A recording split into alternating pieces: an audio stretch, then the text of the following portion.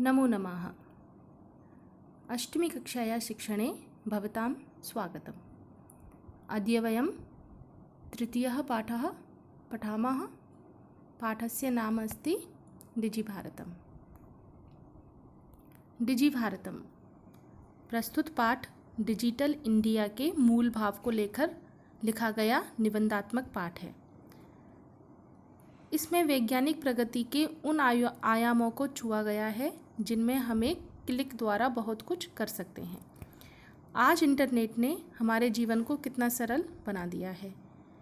हम भौगोलिक दृष्टि से भी एक दूसरे के अत्यंत निकट आ गए हैं। इसके द्वारा जीवन के प्रत्येक क्रियाकलाप सुविधाजनक हो गए हैं। ऐसे ही भाव व्यक्त किया गया है। देखिए, नाम से ही पता चल रहा है डिजी भारतम। किसका एब्रिविएशन है ये, किसका शॉर्ट रूप है? Digital India. Digital India. और ये कितना लाभकारी है इस समय, ये आपसे और हमसे बेहतर कोई नहीं समझ सकता है। विद्यालय बंद हैं, कक्षाएं बंद हैं, पूरे विश्व में महामारी फैली हुई है, लेकिन इस डिजिटल माध्यम से हम अपने अपने कार्यों को नई दिशाओं की तरफ पहुंचाने का प्रयास कर रहे हैं, है ना? सबसे आवश्यक चीज़, सबसे लाभदायक चीज़। लेकिन इसमें जो सबसे आवश्यक चीज़ शब्द हमने देखा, इंटरनेट। इंटरनेट क्या है?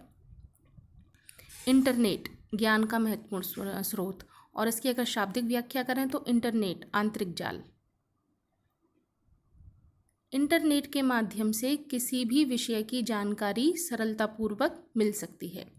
सिर्फ एक क्लिक द्वारा ज्ञान के विभिन्न आयामों को छुआ जा सकता है। यह ज्ञान का सागर है जिसमें एक बैक्टीरिया जैसे सूक्ष्म जीवाणु से लेकर ब्लैक होल तक, राजनीति से लेकर व्यापार तक, अंतर्राष्ट्रीय संबंधों से लेकर वैज्ञानिक चरमोत्कर्ष तक की सूचना प्राप्त हो जाती है। देखते ही हैं हम, जिस विषय पे हमें जानकारी चाहिए हम गूगल में या किसी और सर्च इंजन में जाकर वो टाइप कर देते हैं, और उससे संबंधित जो भी जानकारी गूगल पर या इंटरनेट पर जो भी उपलब्ध रहता है वो सब कुछ हमारे सामने हमारी स्क्रीन पर दिखाई देने लग जाता है। सामान्यतः हमें किसी भी जानकारी के लिए पुस्तकालय तक जाने की फिर आवश्यकता नहीं होती है, और वह हम घर बैठे बैठे ही प्राप्त कर लेते हैं। यह एक सामाजिक प्लेटफॉर्म है जहां हम दुनिया के किसी भी कोने में बैठे लोगों से किसी भी विषय पर विचार विमर्श कर सकते हैं, जैसे कि अभी हम कर रहे हैं। आप लोग कहाँ हैं, मैं कहाँ हूँ, परंतु हम इंटरनेट के माध्यम से, डिजिटल इंडिया की गतिविधियों के माध्यम से अपना अपना कार्य कर रहे हैं। इस पर ईमेल सुविधा, वीडियो कॉलिंग आदि आसानी से उपलब्ध है। किस पर? इंटरनेट। ऑनलाइन दूरस्थ शिक्षा के माध्यम से लोग घर बैठे अपना पाठ्यक्रम पूरा कर सकते हैं। यह मनोरंजन का भी मुफ्त साधन है। इसकी नेविगेशन फैसिलिटी हमें एक स्थान से दूसरे स्थान तक पहुंचाने में सक्षम है। हम फिजिकली तो उसी जगह पे होते हैं, लेकिन इंटरनेट पर सर्फिंग करते करते हम कहाँ कहाँ पे इंडिया में बैठे बैठे भी विश्व तक के सभी चीज़ों को, सभी वस्तुओं को, सभी ज्ञान के भंडार को प्राप्त कर पाते हैं। इसकी कभी छुट्टी भी नहीं होती है, और ये हमें 24 घंटे और 7 दिन उपलब्ध होता रहता है। इसलिए डिजिटल इंडिया आज के वर्तमान के परिदृश्य का सर्वाधिक महत्वपूर्ण अवयव है। अब ये आपके पाठ के अंश हैं, देखिए, ध्यान से देखिएगा। पहले मैं इसका पाठन कर देती हूँ, ध्यान से सुनिए। अद्य संपूर्ण विश्वे डिजिटल इंडिया इति अस्य चर्चा श्रूयते। अस्य पदस्य कः भावः इति मनसि जिज्ञासा उत्पद्यते। कालपरिवर्तनेन सह मानवस्य आवश्यकता अपि परिवर्तते। प्राचीनकाले ज्ञानस्य आदानप्रदानं मौखिकम् आसीत्। विद्या च श्रुतिपरम्परया गृह्यते स्म।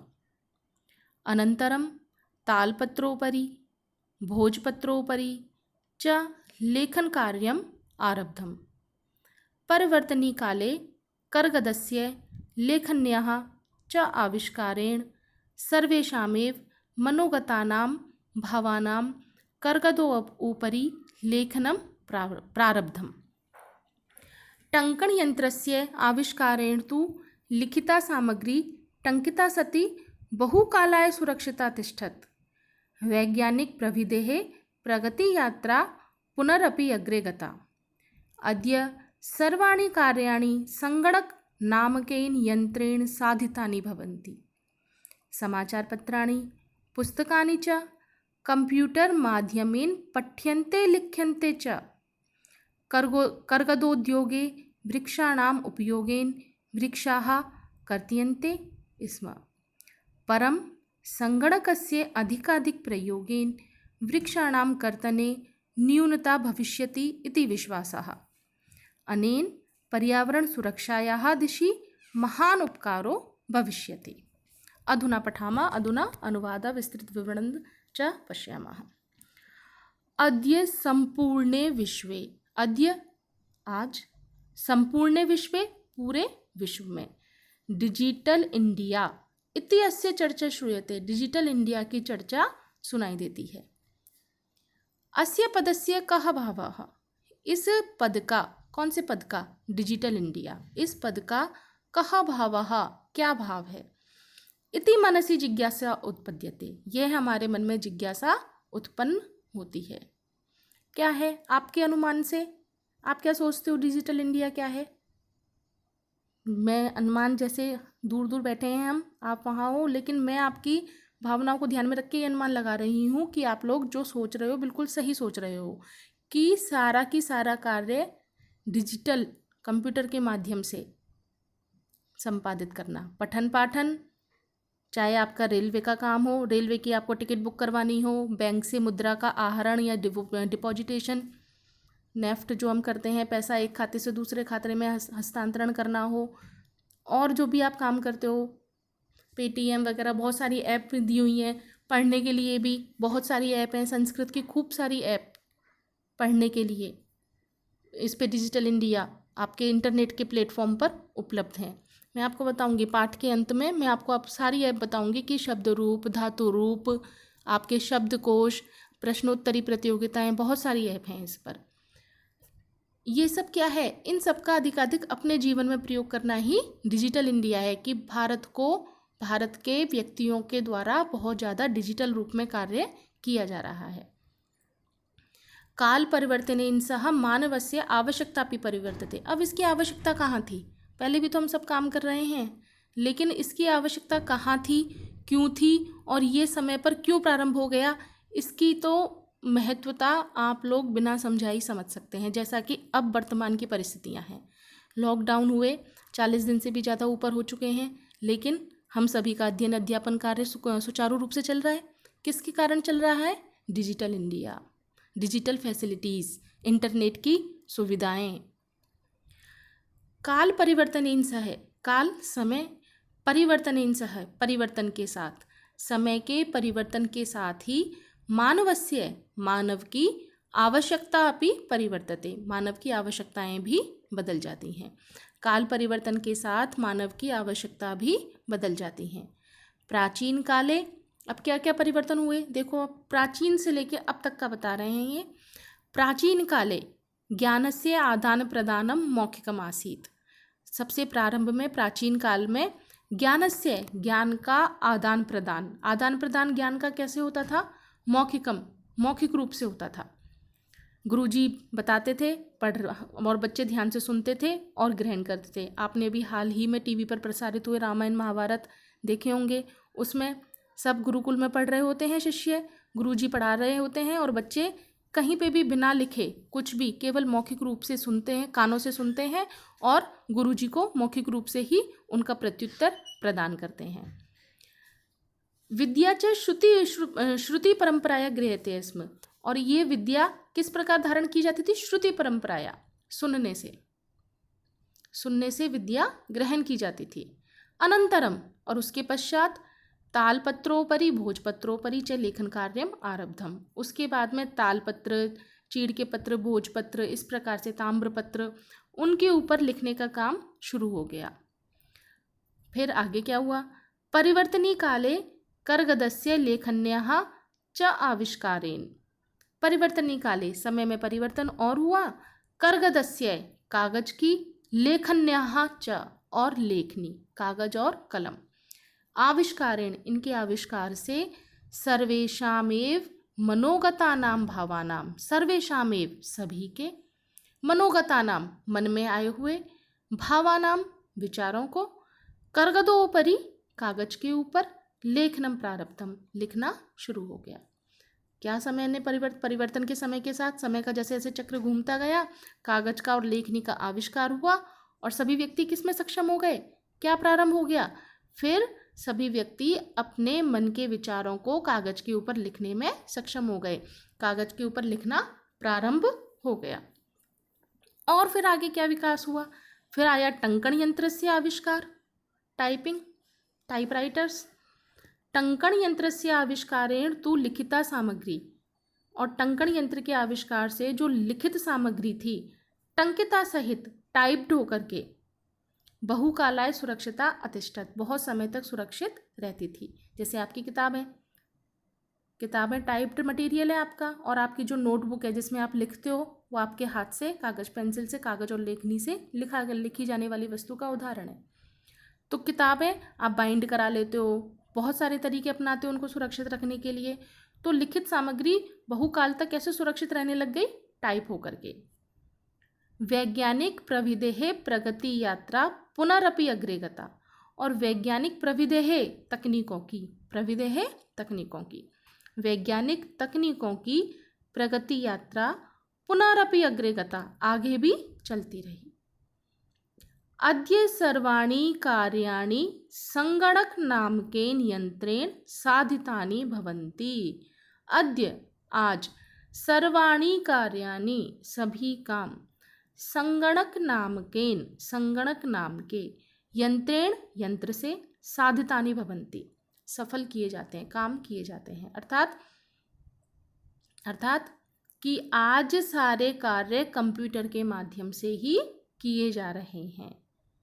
समाचार पत्राणि, समाचार पत्र, पुस्तकानि च, पुस्तकें, कंप्यूटर माध्यमेन पठ्यन्ते लिख्यन्ते च, कंप्यूटर के माध्यम से पढ़ाई जा रही हैं और लिखी जा रही हैं। जीता जागता उदाहरण हम सभी हैं। इस समय का जो वर्तमान परिदृश्य है, और उस वर्तमान परिदृश्य में इस पाठ का आगमन बिल्कुल सटीकता को स्पष्ट कर रहा है। आपको किसी भी चीज़ का उदाहरण यहाँ प्रस्तुत करने की आवश्यकता है ही नहीं। आप सभी देख रहे होंगे कि आपके पेरेंट्स घर पर ही ऑनलाइन ई-पेपर पढ़ रहे होंगे, न्यूज़पेपर पढ़ रहे होंगे, आप सब लोग भी ऑनलाइन ही पढ़ रहे हो। हम लोग आपको संदेश प्रेषित कर रहे हैं, कंटेंट प्रेषित कर रहे हैं, आप उन कंटेंट को सुन पा रहे हो, उनके अनुसार लिख रहे हो और हमें वापस उत्तर भी प्रेषित कर रहे हो। कर्गद उद्योगे वृक्षाणाम उपयोगेन वृक्षाः कर्तयन्ते स्म।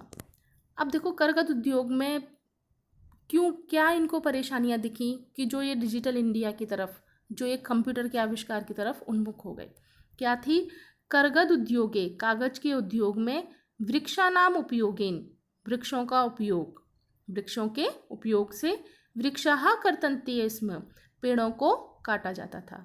कागज के लिए आपको पता है पेड़ का कर्तन होता है, पेड़ों का दोहन होता है। परम संगणकस्य, लेकिन संगणक के अधिकाधिक प्रयोग से वृक्षाणाम कर्तने न्यूनता भविष्यति, पेड़ों के काटने में कमी आएगी। लोग कागज की ज़्यादा सप्लाई के लिए, ज़्यादा कागज के बनाने के चक्कर में पेड़ों को भी अधिक से अधिक काटने लग गए। तो कंप्यूटर का अधिक से अधिक प्रयोग वृक्षों के काटने में भी कमी को लाएगा, इति विश्वासः, ऐसा मानना है, ऐसा विश्वास है। अनेन पर्यावरण सुरक्षायाः दिशि महान उपकारो भविष्यति, इससे पर्यावरण की सुरक्षा में महान उपकार होगा। पर्यावरण की सुरक्षा वृक्ष पर ही आधारित है, वृक्ष जीवन का आधार है। वृक्ष ही काटते रहेंगे तो पर्यावरण का जो चक्र है, संतुलन, स्वतः संतुलन का चक्र, वो बिल्कुल बदल जाएगा, परिवर्तित हो जाएगा। इसलिए पर्यावरण की सुरक्षा के लिए वृक्षों का होना अति आवश्यक है। ये डिजिटल इंडिया जो आपके पाठ है उसका पहला पैराग्राफ है। इसको आप सब वापस से स्वयं अपने आप पढ़ने का प्रयास करेंगे और दिक्कत आए, समस्या आए तो मुझसे संपर्क कर लेंगे। ये शब्दार्थ हैं, देख लीजिएगा इनको। और आपने इस पाठ में क्या पढ़ा उससे संबंधित ये प्रश्न है। इन प्रश्नों के उत्तर लिख करके आप मुझे प्रेषित करिएगा। अद्य संपूर्ण विश्वे कस्य चर्चा श्रूयते। आज संपूर्ण विश्व में किसकी चर्चा सुनाई दे रही है? Digital India. उत्तर पूर्ण वाक्य में लिखिएगा। अद्य संपूर्ण विश्वे डिजिटल इंडिया चर्चा श्रूयते। काल परिवर्तनेन सह मानवस्य कापि परिवर्तते। आप लोगों को आ रहे हैं, पैसेज में से उत्तर देख के निकालने हैं, आप लोग निकाल लेंगे। इनके उत्तर ढूंढेंगे, लिखेंगे और मुझे प्रेषित करेंगे। फिर से मैं दोहरा देती हूँ, अगर समस्या आए तो प्लीज़ संपर्क अवश्य करिएगा। धन्यवाद। आपका दिन मंगलमय हो।